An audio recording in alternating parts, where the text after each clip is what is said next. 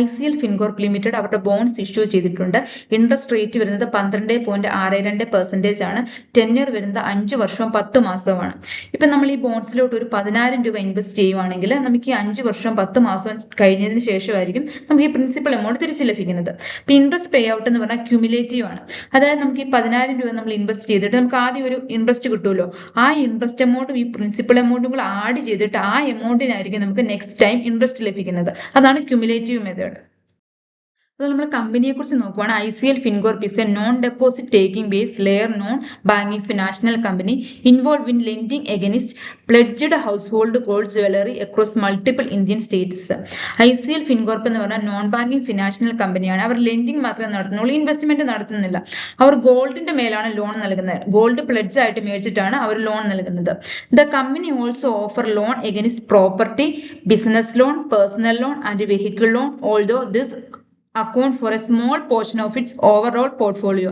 ഈ ഗോൾഡ് ലോണിന് പുറമെ ഒരു ചെറിയ രീതിയിൽ പ്രോപ്പർട്ടി ലോൺ, അതായത് പ്രോപ്പർട്ടി പ്ലെഡ്ജ് ചെയ്തിട്ട് പ്രോപ്പർട്ടി ലോൺ, അതുപോലെ business loan, personal loan and vehicle loan ഒക്കെ പ്രൊവൈഡ് ചെയ്യുന്നുണ്ട് കമ്പനി. കമ്പനിക്ക് 300 ബ്രാഞ്ചസ് ആണ് ഓൾ ഓവർ ഇന്ത്യയിലുള്ളത്. അതൊക്കെ എവിടെയാണ് ലൊക്കേറ്റ് ചെയ്തിരിക്കുന്നത്? കേരള, തമിഴ്നാടു, ആന്ധ്രാപ്രദേശ്, കർണാടക, തെലുങ്കാന, ഒഡീഷ, ഗുജറാത്ത്, മഹാരാഷ്ട്ര, ഗോവ ആൻഡ് വെസ്റ്റ് ബംഗാളിലാണ് കമ്പനിയുടെ ബ്രാഞ്ചസ് ലൊക്കേറ്റ് ചെയ്തിരിക്കുന്നത്. ബോണ്ട് IPO ഡീറ്റെയിൽസ് നോക്കുവാണെങ്കിൽ IPO ഓപ്പൺ ചെയ്ത് 17 നവംബറിനാണ്. IPO ക്ലോസ് ചെയ്യുന്നത് 28 നവംബറിനാണ്. അലോട്ട്മെന്റ് ഡേറ്റ് വരുന്നത് December 2 ആണ്. ലിസ്റ്റിംഗ് ഡേറ്റ് വരുന്നത് December 3 ആണ്. ഫേസ് വാല്യൂ വരുന്നത് 1000 രൂപയാണ്. അതായത് കമ്പനി ബോൺസ് ഇഷ്യൂ ചെയ്ത് 50 കോടി രൂപയാണ് റേസ് ചെയ്യുന്നത്. ആ സമയത്ത് കമ്പനി ഡിസൈഡ് ചെയ്യുവാണ് കമ്പനിയുടെ ഷെയറിന്റെ വാല്യൂ എന്ന് പറയുന്നത് ഇന്ന പ്രൈസ് ആയിരിക്കും. അതാണ് ഈ ഫേസ് വാല്യൂ ആയ 1000 രൂപ. മിനിമം ഇൻവെസ്റ്റ്മെന്റ് എമൗണ്ട് വരുന്നത് 10,000 രൂപയാണ്. അതുപോലെ നമ്മൾ ബോണ്ടിൽ ഇൻവെസ്റ്റ് ചെയ്യുമ്പോൾ പ്രത്യേകം ശ്രദ്ധിക്കേണ്ട ഒരു കാര്യമാണ് ക്രിസിൽ റേറ്റിംഗ്. ഈ കമ്പനിയുടെ ക്രിസിൽ റേറ്റിംഗ് എത്രയാണ്? BBB നെഗറ്റീവ് ആണ് വരുന്നത്. BBB നെഗറ്റീവ് എന്ന് പറയുമ്പോഴത്തേനും മോഡറേറ്റ് റിസ്ക്, അതായത് നമുക്കൊരു മീഡിയം റിസ്ക് ഈ ബോണ്ടിൽ ഇൻവെസ്റ്റ് ചെയ്യുന്നത് കൊണ്ട് വരുന്നുണ്ട്. ഇപ്പം നമ്മളൊരു 10,000 രൂപ ഇൻവെസ്റ്റ് ചെയ്യുവാണെങ്കിൽ നമുക്ക് റിട്ടേൺ 20,000 രൂപയാണ് കിട്ടുന്നത്. നമ്മൾ കാൽക്കുലേറ്റ് ചെയ്ത് നോക്കും, മന്ത്ലി നമുക്കൊരു 142 രൂപ ഇൻട്രസ്റ്റ് ആയിട്ട് ലഭിക്കുന്നുണ്ട്. ഇപ്പം നമുക്ക് ഈ പ്രിൻസിപ്പൽ എമൗണ്ടും ഈ ഇൻട്രസ്റ്റും എല്ലാം നമുക്ക് 5 വർഷം കഴിഞ്ഞതിന് ശേഷമാണ് നമ്മുടെ കിട്ടുന്നത്. ആ സമയം കമ്പനിയുടെ പൊസിഷൻ എങ്ങനെയായിരിക്കും എന്ന് നമുക്ക് പ്രീവിയസ് ആയിട്ടുള്ള ഡേറ്റയൊക്കെ വെച്ച് ഒന്ന് അനലൈസ് ചെയ്ത് നോക്കാം. ഇത് കമ്പനിയുടെ ഇൻകം സ്റ്റേറ്റ്മെന്റ് ആണ്.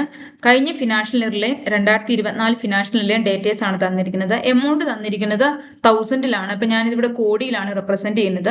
കമ്പനിയുടെ ടോട്ടൽ ഇൻകം നോക്കുവാണെങ്കിൽ കഴിഞ്ഞ 2024 ഫിനാൻഷ്യൽ ഇയറിൽ 145 കോടിയായിരുന്നു. കഴിഞ്ഞ ഫിനാൻഷ്യൽ ഇയറിലോ 191 കോടിയായിട്ട് കൂടിയിട്ടുണ്ട്.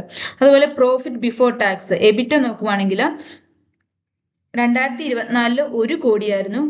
അത് 2025 ആയപ്പോഴത്തേനും 5 കോടിയായിട്ട് കൂടിയിട്ടുണ്ട്. അതുപോലെ പ്രോഫിറ്റ് ഫോർ ദ പീരീഡ് നോക്കുകയാണെങ്കിൽ 2024 8 ലക്ഷമായിരുന്നു. അത് 2025 ആയപ്പോഴത്തേനും 2 ലക്ഷമായിട്ട് കൂടിയിട്ടുണ്ട്. അതുപോലെ EPS ഏർണിംഗ് പെർ ഷെയർ നോക്കുവാണെങ്കിൽ 2024 0.02 പൈസയായിരുന്നു. 2025 ആയപ്പോഴത്തേനും 0.44 പൈസയായിട്ട് കൂടിയിട്ടുണ്ട്. അതുപോലെ കമ്പനിയുടെ ബാലൻസ് ഷീറ്റ് നോക്കുവാണെങ്കിൽ year to year financial asset കൂടിയിട്ടുണ്ട്. അതുപോലെ നോൺ ഫിനാൻഷ്യൽ അസറ്റും നോൺ ഫിനാൻഷ്യൽ അസറ്റ് ചെറുതായിട്ട് കുറഞ്ഞിട്ടുണ്ട്, നമുക്ക് കാണാൻ സാധിക്കും. അതുപോലെ തന്നെ കമ്പനിയുടെ ഫിനാൻഷ്യൽ ലയബിലിറ്റി ഫിനാൻഷ്യൽ അസറ്റിനേക്കാളും കുറവാണ്. അത് നല്ലൊരു സൈനാണ്. കമ്പനിയുടെ ക്യാഷ് ഫ്ലോ സ്റ്റേറ്റ്മെന്റ് നോക്കുവാണെങ്കിൽ 2 വർഷത്തെയുണ്ട്. കഴിഞ്ഞ ഫിനാൻഷ്യൽ ഇയറിലെയും 2024 ഉണ്ട്.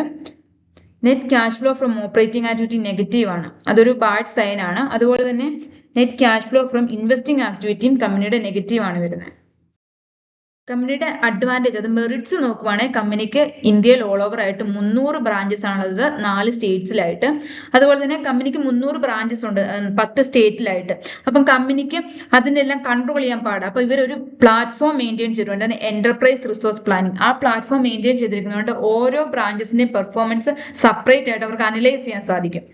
അതുപോലെ തന്നെ ICL Fincorp state all branches operate under high secured closed circular television surveillance and maintaining 24/7 security. എല്ലാ ബ്രാഞ്ചസും ഒരു CCTV ക്യാമറയുടെ അണ്ടറിലാണ്. അതുപോലെ തന്നെ with insurance coverage for pledged ഗോൾഡിന് അവർ ഇൻഷുറൻസ് കവറേജ് പ്രൊവൈഡ് ചെയ്യുന്നുണ്ട്. The company also claim to maintaining multiple register to record staff movement and the check in and check out of gold stock. Gold stock അവർ check in ചെയ്യുമ്പോൾ check out ചെയ്യുമ്പോഴത്തേക്കും separate റെക്കോർഡൊക്കെ maintain ചെയ്തിട്ടുണ്ട് വർക്കേഴ്സിന് sign ചെയ്യുന്നതിന് വേണ്ടി. അതുപോലെ company has experience a consistent increase in revenue from operation. കമ്പനിയുടെ year to year നോക്കുമ്പോഴത്തേനും റവന്യൂ ഫ്രം ഓപ്പറേഷൻ കൂടിയതായിട്ട് കാണാൻ സാധിക്കും. അത് 2023 112 കോടിയായിരുന്നു. അത് 2024 ഇപ്പം 145 കോടിയായിട്ട് കൂടിയിട്ടുണ്ട്. അതുപോലെ 2025 അത് 191 കോടിയായിട്ട് കൂടിയിട്ടുണ്ട്. ഇതാണ് കമ്പനിയുടെ അഡ്വാൻറ്റേജസ് ഒക്കെ പറയുന്നത്. അതുപോലെ നമ്മൾ കമ്പനിയുടെ ലിമിറ്റേഷൻ നോക്കുകയാണ്. നമ്മൾ ഓൾറെഡി കണ്ടതാണ്.